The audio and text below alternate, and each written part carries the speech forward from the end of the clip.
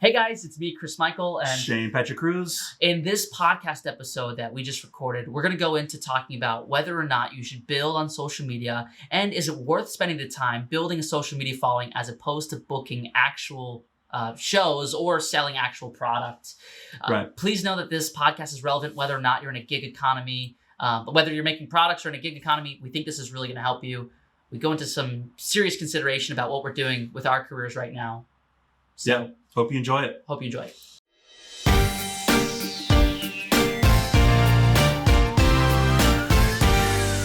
What's up, guys? Welcome to another episode of Two Dudes with No Haircuts. Yeah, serious, man. Like, it looks okay if you look at it directly from the it's not front, bad. but then when you start to turn and you see all of this, You're just like a magician, man. not good. No, that's not true at all. No, it's all right. It All doesn't right. look at that. Today we're going to be discussing, should you build a social media following? Is it worth it? Is it worth it? Yeah, that's it. That's what we're going to be talking about today. So part of the reason we want to talk about this is because the past week I've been trying to blow up my Instagram. I've doubled my following in 4 days, but I've been working on it almost 18 hours a day, consistently trying to gain a following. And Now he has 50 followers. He was at 25 Yeah. on Monday. Well, by the time this video comes out, it should be... Should be 100. Okay, so... But the reason why I'm mentioning this is because I've been putting all my time into it, all my energy. I haven't really...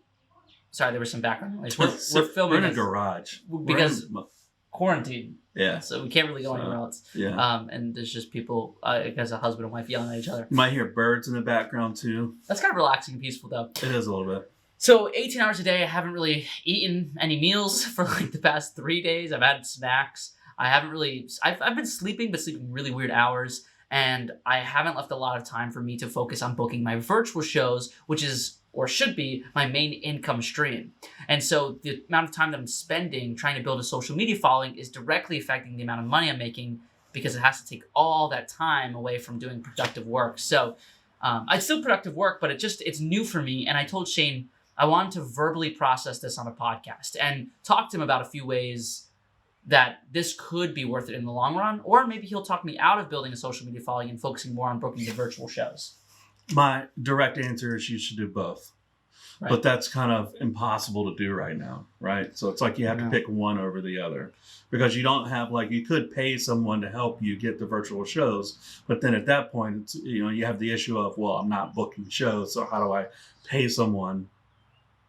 So it's like, it's the risk you run of, like, should I'm spending all my time in building a social media following right now, which means I'm not able to put time into booking shows, which means I can't pay someone in order to book shows. But if I could book shows, then that would mean I'd be able to pay them, but then I wouldn't have time. You know what I mean? So it's like, I pay somebody right now to do that. The problem is the amount of work that they have is very limited. I just have them reach out to past clients, do a couple of follow-ups, and then I get what I get from that. I can continue to follow up, but at a point that keg is going to be tapped. So I need to get into a new way of making income, which would be to cold call or to send emails or to start building rapport with people. And it just, I don't know. I find that I'm not as motivated because this virtual show thing as I was with my in-person shows. Because the in-person shows, I was directly gaining a following. I was and so to see that all I've ever want to do is gain a following of fans, to be able to create art and content that I like making. That's my point of being a magician. The money is it's a necessity, but it's not necessarily something I'm directly striving for. Does that make sense? Yeah. But you can get caught up in the money too, for sure. Like doing this, you really can. I think I got caught up in it for a little while. One thing that I'm thinking about is sometimes the higher risk thing is what pays off with the high reward. So, well, right now too, you have to look at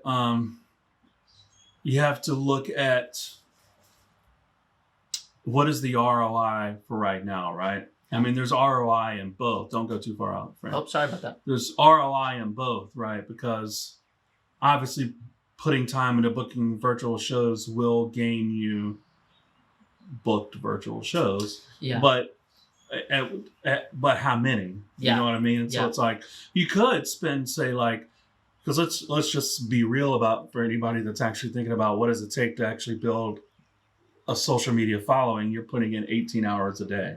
Yeah, 18 hours strictly on building the following. Right. 18 hours That's a day. 18 hours a day, no breaks. Like, Yeah. I'm not even counting, like, I don't count the time I'm showering. I don't count the time that I'm taking other phone calls. Literally, that leaves me 6 hours a day to do other stuff. 4 of those is usually spent on sleep, or 4 to 6 of those spent on sleep. Sometimes I have an hour to walk my dog and make a meal, but that's only been one of the 4 days that I'm working on it so far. Right. So then the issue is, like, you could split that time, right? So you could take 9 of those hours. That's true. Even you could take 3 of those hours to put it towards reaching out to former clients. Yeah. You could put it towards, you know, whatever lead generation system you want to use in order to booking shows. And now you do it, you know, you spend 15 hours. It might actually be a good experiment to run for a couple days to say, okay, what you probably want to look at is, and anybody else that's going to think about trying to build the following online, is when you start to look at your analytics, it's the whole reason why you should have a business Instagram page and a business Facebook page as opposed to a personal one, is because a business one will give you the analytics. So then you look at those analytics and you say, what hours during the day is the peak hours, right, of people that are watching me, right? And even then, just observational data of you personally looking at, I know you're on other people's pages all throughout those 18 hours, but is there 3 hours in there, 2 to 3 hours in there that it's not as prevalent as the rest of the time? So then maybe you take those 2 to 3 hours, put it into trying to book virtual shows, then spend 15 hours as opposed to 18 hours. And 15 hours is still... So then you look at the analytics of, okay, here's how many followers I gained in this amount of time based on, or, you know, in this amount of days based on these amount of hours per day that I was putting into it. And then you look at, okay, if I only put in 15 hours, what does that translate into followers? Is it still the same amount of followers or no, right? Be yawning because I've been sleeping because I'm working on this. So a couple of initial thoughts, and then I changed my thought process as we went. So the first thing that came to my mind is, well, those 18 hours, it's hard for me to sacrifice into that time because what I have found is it's so sporadic and unpredictable that it could be an hour where I didn't expect anything to come in where the biggest thing of the day comes. Like yesterday, I was getting ready to go to my parents' house to just go drop something off. I was, switching out my cars. I keep my extra car over there. And instead, I got a message that said, hey, I'm going live in 30 minutes. Would love to have you be the first person on. Right. You know what I'm saying? And so it was like there's a moment where I can capture some fans, some followers, do something on social media that's pretty big. And that happens all the time. You know what I mean? Well, so what you could think about is, maybe you're in the middle of doing clerical work, basically, in order to book shows. And then when that comes along, the beauty about it is you can stop whenever you want. Yeah. Right. So, like, if you're in the middle of doing lead generation, if you get a notification comes through like, hey, jump on this thing, right? Then you're like, okay, cool. I can just stop what I'm doing right now and jump on that. It's so hard for me, though, because when I get into something, it needs to be my full focus. You know what I mean? So it's so hard for me. So then it's priorities, right? So it's like, where do you, even if it's taking one, I mean, if you sit down and truly focus on the output of what you're trying to do for lead generation, you can get a lot done in an hour, right? I mean, you can probably send out 50 to 100 emails. Something else, too, is of those 18 hours, taking 3 away to go do work, I realized that what I'm doing, the specific technique I'm doing to grow my social media, which is brand new, a lot of it happens in the evening as opposed to in the morning. Right. I think that if I spent the afternoon and morning, which I normally spend taking time to start my day, and then there is probably a little bit of time where I'm replying to people I don't really need to be replying to. Right. Like there's a lot that I'm learning with social media things where I'm probably doing a lot of the wrong things that aren't necessarily profitable or going to grow me that fast. And so there's a time where I could be trying to book shows. But I guess with booking virtual shows, by the way, this whole podcast should be relevant to whether or not we're in the middle of this quarantine or not. Like this same thing applies to booking regular shows. Same thing. Like that's what I'm just calling them virtual shows now. I guess it's just the ROI that I get from spending 3 hours on working on getting virtual shows. It does not compare at all to what I get from 3 hours of social media. 3 hours of social media, I feel that gratification, that following boost, that engagement, that they're watching my content, where 3 hours, I might not even book anything. And I can spend 3 hours a day for a week. I might book one show. You know what I mean? Yeah, but that one show could pay your rent. Yeah, but that one show, if I spent that 3 hours social media and let's just say I gained 100 followers during those 3 hours each day for 4 days, that's what? So that's 100. Yeah, but those followers. That's 400 people. 400 people, but those followers aren't paying you. But I could eventually monetize. But that's a long-term game. Yeah, so that's right.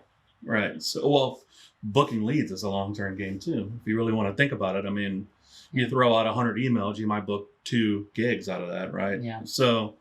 By the way, that's a normal percentage, isn't it? 2%. Yeah, about 2-3%. Yeah. So, so for people that are wondering why you might want to build a social media following, you need to understand that it is a long-term game. And you're like, well, why would I want to build a following if they're not going to pay me? They're not going to pay you right now. But the whole point of building a social media following is for the following. It's for the people. You're going to have a percentage. You're probably going to have the same percentage of booking as the people that actually truly engage with your content. You're probably going to have 2 to 3% of the people that really are fans of yours that will really follow you. And whenever you're on live, they'll get on live. They always comment on every single post you put out. Like, those are the true fans. There's a good blog post that was put out years ago by a guy named Kevin Kelly called 1,000 True Fans. You should go look that up and read it. It's a really good read. And basically what it says is you don't need 1 million followers. Like, you don't need 1 million people to buy your product. You need 1,000 people that truly believe in what you're doing and what you're putting out. And those people will make you a millionaire, really, if you want to think about it that way. Yeah. So it's like, you build the following, your whole thing right now is... Same as the 80-20 rule. 80% of your income should come from 20% of... Right, so your whole thing right now is, what should I put time in?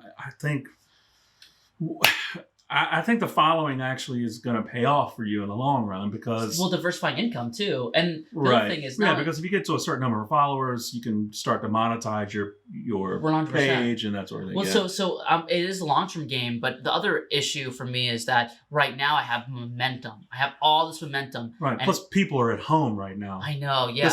This probably would not work as quickly as it has if people were not at home right now. And that's what I'm feeling. I'm feeling like, okay, yes, I don't have any income coming in, and booking those shows would be fantastic, but taking a full day to set up to do a virtual show, to book the show, well, right now, I could always book shows later. I don't think I can always grow on social media later. I don't know. No, I have that feeling that it takes longer. Yeah, and I'm finally seeing results, hand over fist, thousands of followers, hundreds of DMs. You know what I mean? They're doing what I say. I'm building those super fans, and there's this really awesome book. I think the name is Super Fans. Could be wrong about that. I'll tell Shane after this, and he'll put it in the description. It's about how you can turn fans into super fans and monetize them. And the literature states, and the studies show, that you should be able to turn $1 per follower per month. So if you have 30,000 followers, you should be able to turn that into $30,000 a month. Not a lot of people with followers take action on that because it's a lot of work. There's a lot of work. You need to constantly engage. You're not technically making money off the followers. So like a lot of you out there are probably thinking, well, like, gosh, you're only building the audience to monetize your audience? No, that's not true. You aren't selling the audience, right? That comes a lot through sponsorships. If you see it all over Instagram, people that are sponsored. And people want to pay you to support. Like, I got on Instagram yesterday and I had DMs. People said, what can I buy from you? Do you have merch? Somebody said, how can I support you? Hey, I love your journey. What can I do to help you? And if I had merch, they would love to buy it. People like to buy things so they can feel good about it. So it's not about, it's an equal exchange. I'm not gaining and they're losing. You know what I mean? I'm not going to beg them for cash or money. I don't care if my followers never pay me, but I like to be able to have that as an option in case my income stream completely dies out. What is the other live streaming platform? Not live streaming, but the other video platform that people pay? Twitch? No, not Twitch. It's like YouTube, but they're like, follow me on this. Crap, I'm having a complete mind blank. I'll put it down in the description below. I'll look it up. What about it? God, what is it? It's like... Is it a new one? No, it's been around a while. People Patreon. That's Oh, it. Patreon. Patreon. It's a lot of reasons. It's a lot of reasons why people start creating Patreon, which is something you might want to think about doing.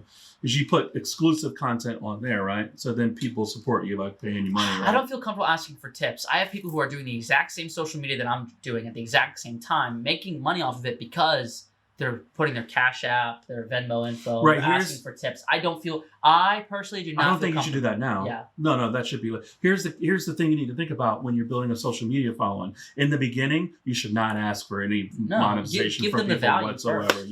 Yeah. Provide value, give to them. Talk to them, that sort of thing. Build that following first, so they trust you and believe in you, and then later on, you could say, "Hey, look, I got merch, right?" So like. Would you watch Ellen if you had to pay to watch every episode? No, but if you watch a few for free, you really gain that connection with her, that love for her, that you say, this is somebody who I really look up to.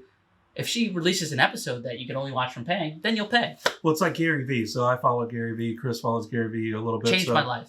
So Gary Vee has that concept: give, and then when he puts out a book, he sells out like this. People buy tens of thousands of them because he never asked for a sell, right? So well, part of that too is if this is the stuff he's giving for free, what is in the paid stuff? Which the truth is it's nothing different. Stuff. It's the same it's stuff, but when yeah. people pay for material, they take action on it more. Yeah. So there is a thing there. I don't know. So just real quick, I want to recap something because this is just eating me away inside.